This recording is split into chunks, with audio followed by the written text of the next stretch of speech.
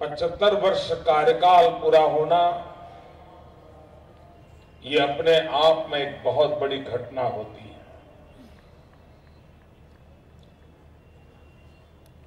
एक विचार को लेकर के अखंड अविरत एक निष्ठ होकर के इतने लंबे कालखंड तक कार्य को चलाना, उसका विस्तार करना, बदलते हुए कार्य के बीच में अपने आप को रिलेवेंट रखना, भिन्न भिन्न प्रकार के मनोवस्था के लोगों को जोड़ना, ये अपने आप में एक बहुत बड़ी तपस्या है। इस कार्य से जुड़े हुए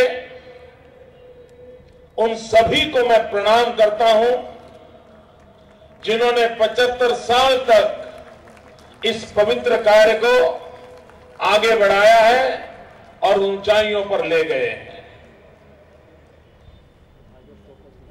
अमृत सरलता से कभी प्राप्त नहीं होता है।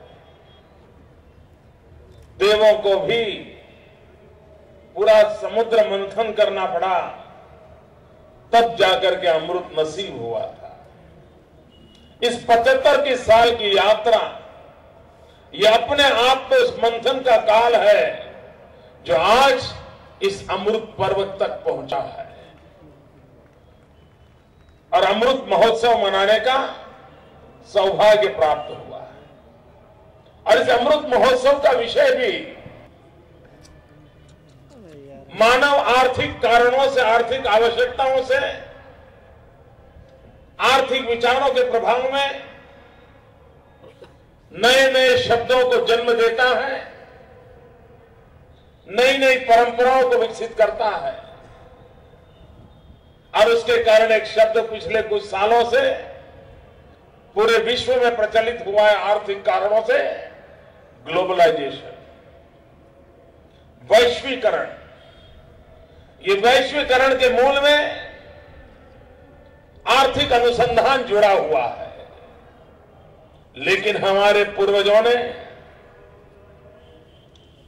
जिन्हें यह आर्थिक दुनिया के साथ न लेना था न देना था, हमारा माल कहीं बिकेगा, किसी का माल हम खरीदेंगे, इस सीमित सोच के हमारे पूर्वज नहीं थे। उस कालखंड में हमारे ऋषियों ने, मुनियों ने, वेद ने, उपनिषद ने हमें मंत्र दिया था, वसुधैव कुटुंबकम, पूरा विश्व एक परिवार। और उस महान चिंतन को लेकर के हम लोग आगे बढ़े हैं। विश्व के अनेक समाज ऐसे हैं कि जिनकी भिन्न भिन्न प्रकार की सोच ईश्वर के संबंध में है। कोई कहता है ये ईसाई का भगवान है, कोई कहता है ये मुसलमान का भगवान है, कोई कहता है ये हिंदू का भगवान है। ईश्वर को भी कोई इसका ईश्वर, कोई उसका ईश्वर, इस प्रकार से दुनिया में एक सोच बनी हुई है। और आज भी उस सोच को मानने वाले विश्व के कई समाज हैं। हर एक को लगता है कि उनका ईश्वर अलग है। एकमात्र यह देश ऐसा है, यहां की संस्कृति ऐसी है, यहां की परंपराएं ऐसी हैं कि जो प्रारंभ से आज तक हजारों वर्ष के इतिहास की धरोहर के साथ ये हमेशा कहता है ईश्वर एक है। और इसलिए हमारे यहां कहा गया है एकम सत्य विप्राहा बहुधा वदंती। सत्य एक है, जानकार लोग उसको भिन्न भिन्न रूप में व्याख्यायित करते हैं। हमने कभी ये नहीं सोचा है कि फलाने का ईश्वर अलग है, हमारा ईश्वर अलग है। हमने यही कहा है कि ईश्वर एक है। उसके पुस्तक पहुंचने के मार्ग अलग अलग हो सकते हैं, जिसकी जैसी क्षमता, जिसकी जैसी अनुकूलता, जिसकी जैसी योग्यता, उसके आधार पर वो अपना रास्ता बनाता है या अपना रास्ता चुनता है और ईश्वर को पाने का प्रयास करता है। लेकिन ईश्वर एक है, कि ईश्वर एक है हमारी धारणा है। और इसलिए कभी कभी ईश्वर के रूप की कल्पनाएं भी भक्त पर निर्भर रहती है। जैसा भक्त होता है वैसा भगवान होता है। ईश्वर तो एक है, लेकिन भक्त की कल्पना के अनुसार उसका प्रकटीकरण हमारे सामने आता है। अगर भक्त पहलवान है तो उसका भगवान हनुमान है। जैसा भक्त वैसा भगवान। अगर भक्त व्यापार व्यवसाय में लगा हुआ है तो उसका भगवान लक्ष्मी जी है। अगर भक्त ज्ञान की उपासना को समर्पित है तो उसका भगवान देवी सरस्वती है, मां शारदा है।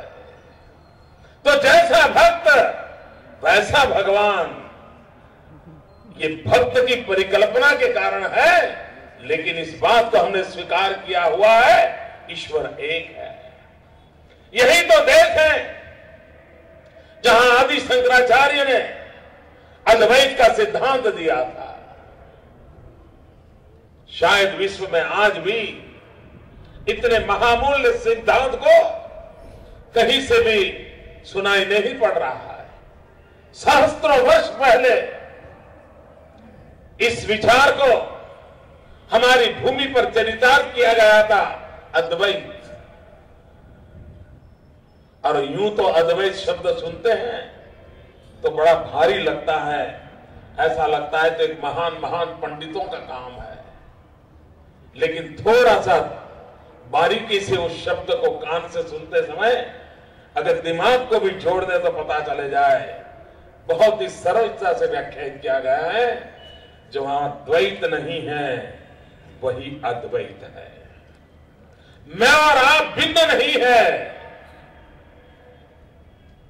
वही तो अद्वैत है। ईश्वर और इंसान भिन्न नहीं है, वही तो अद्वैत है। जहां द्वैत नहीं है वही अद्वैत है। यह हमारी परंपरा का बहुत बड़ी मिसाल रही है, हमारे ही देश की संस्कृति रही है, जो हमें जब हम किसी को नमस्ते कहते हैं तो उसके मूलभूत तत्व वही है कि तुम्हारे भीतर जो ईश्वर विराजमान है उसको मैं नमन करता हूं, नमस्ते। यह हमारी परंपरा रही है। और इसलिए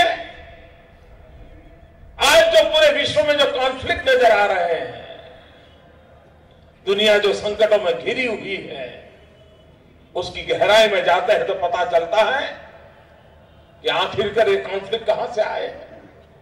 उसका मूल कारण यह है कि जब हमारे दिमाग में बैठता है कि होलियर देन दाओ, मैं तुमसे कुछ ज्यादा ऊंचा हूं या तुम मुझसे कुछ नीचे हो, तुम्हारा ईश्वर तो मेरे ईश्वर से 2 फीट छोटा है, मेरा ईश्वर तुमसे जरा बड़ा है, और तभी संकटों को जन्म होता है। और ज्यादातर विश्व ये होलियर देन दाओ की मानसिकता में बटा हुआ है। और तब जाकर के लोग कहते हैं कि तुम्हें अगर ईश्वर को प्राप्त करना है तो तुम मेरे रास्ते पर आओगे तभी तुम्हें ईश्वर प्राप्त होगा, ये नहीं वरना तुम्हारे जीवन में नरक के सिवाय कुछ लिखा नहीं है।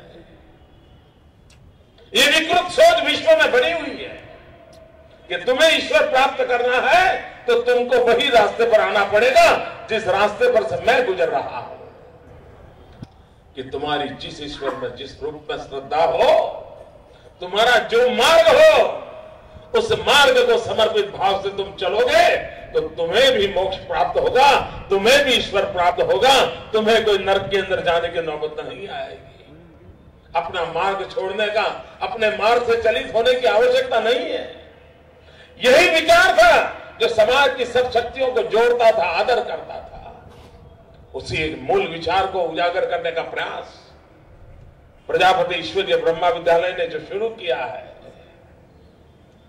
और पूरे विश्व में संदेश देने का प्रयास इस अमृत महोत्सव के द्वारा हो रहा है।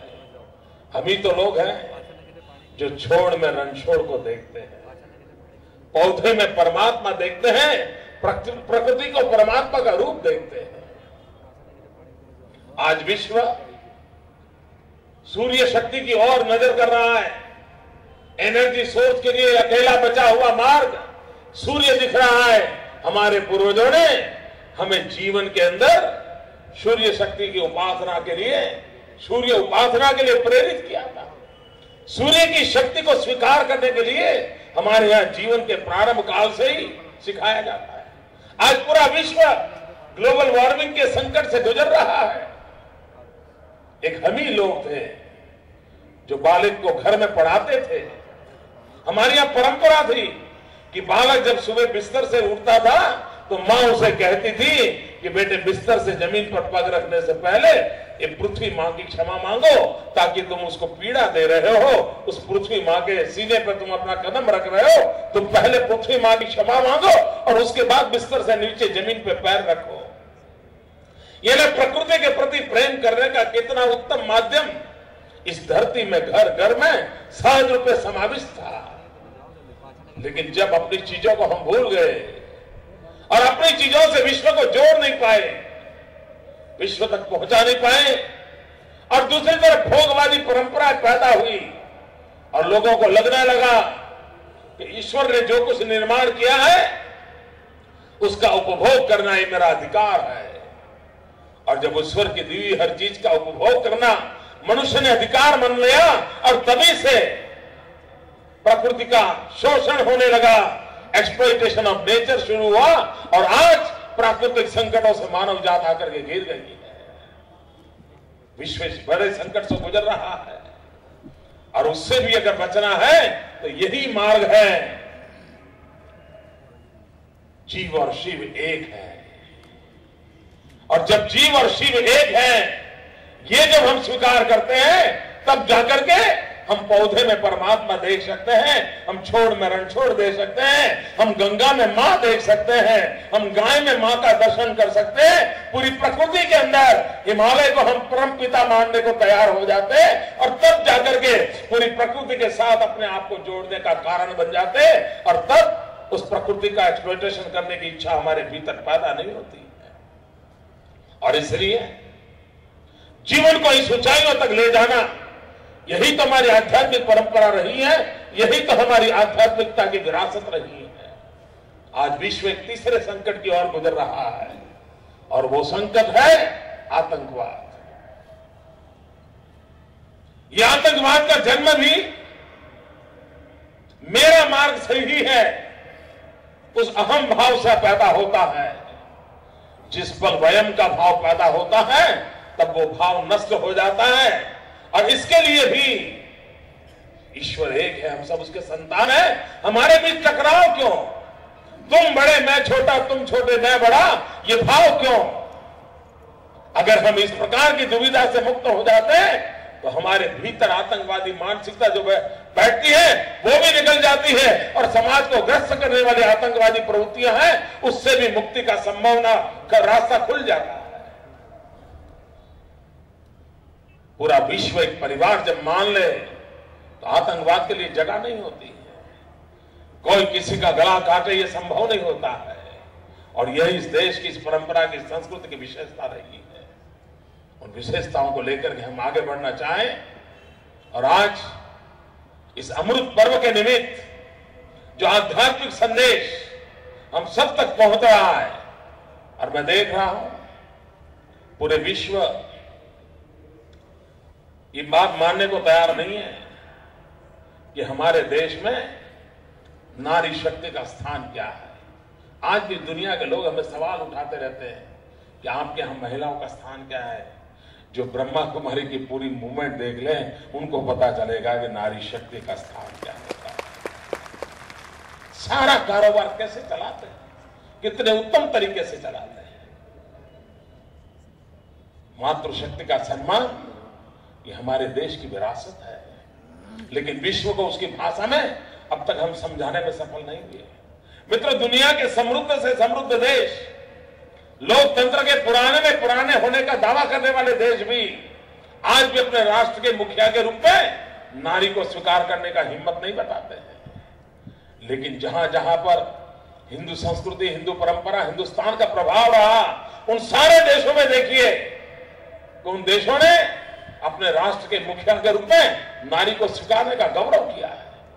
श्रीलंका हो, कभी न कभी नारी ने उस देश का नेतृत्व किया। पाकिस्तान है, कभी न कभी नारी ने नेतृत्व किया। हिंदुस्तान, कभी न कभी नारी ने किया। बांग्लादेश, इंडोनेशिया, अनेक देश जहां पर हमारा सांस्कृतिक प्रभाव रहा है, उन सारे देशों में आज भी ये भूमिका है, नारी को समान स्थान दिया जाता है।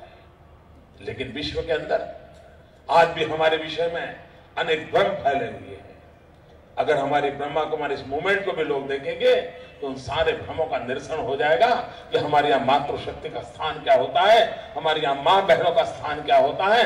पूरे विश्व के उदाहरण रूप हम उस अवस्था के दर्शन करा सकते। जब हमें हमारी परंपराओं के प्रति आस्था हो, विश्व की मानव जात के लिए कल्याणकारी हमारे जो उसूल है उसके प्रति हमारी आस्था हो। अगर हम ही डिगमगाए हुए हैं, हम ही उलझन में हैं, अगर हमें ही लगता है कि कहीं हम तो उलझ नहीं गए, और तब जाकर के हम विश्व को अपनी बात बता नहीं पाते हैं। और इस प्रकार के मूवमेंट के द्वारा, इस प्रकार के 75 साल के यज्ञ के द्वारा, परिश्रम के द्वारा, तपस्या के द्वारा, इस प्रकार के महान विचारों को जीवित रखने का जो प्रयास हो रहा है, वो आने वाली पीढ़ियों तक विश्व के हर किसी भूभाग पर काम आने वाला है। इस महान कार्य को करने वाले आप सभी को मैं फिर एक बार वंदन करता हूं। और ईश्वर एक है, पूरा विश्व एक परिवार है। उस संकल्प को आगे बढ़ाने के लिए हम सब भी निमित्त बने, वो परम पिता हमें शक्ति दे। इसी एक प्रार्थना के साथ आप सबके बीच आने का मुझे अवसर मिला। मैं आपका बहुत आभारी हूं। आपने मेरा सम्मान किया, स्वागत किया, मुझे आशीर्वाद दिए। मैं आपको विश्वास दिलाता हूं कि आपके इन आशीर्वाद के अनुरूप हम इस गुजरात को आगे बढ़ाने का हर भरसक कोशिश करेंगे। गुजरात उतनी प्रगति करे, उतनी ऊंचाइयों को पार करे, ताकि मानव जात की आशा आकांक्षाओं की पूर्ति के लिए जो आध्यात्मिक चेतना की आवश्यकता होती है, और ये बात सही है, आध्यात्मिक अधिष्ठान के बिना जीवन सफल नहीं होता है, कोई व्यवस्था सफल नहीं होती है, कोई देश सफल नहीं होता है। और इसलिए हमारा तो प्राण तत्व ही अध्यात्म है। भारत की भूमि की प्राण शक्ति ही अध्यात्म है। उस अध्यात्म को हमारे जीवन का हिस्सा बनाते हुए, वो सभी व्यवस्थाओं का हिस्सा बनाते हुए हम आगे चले। यही परम पिता हमें शक्ति दे। बहुत बहुत धन्यवाद। ओम शांति।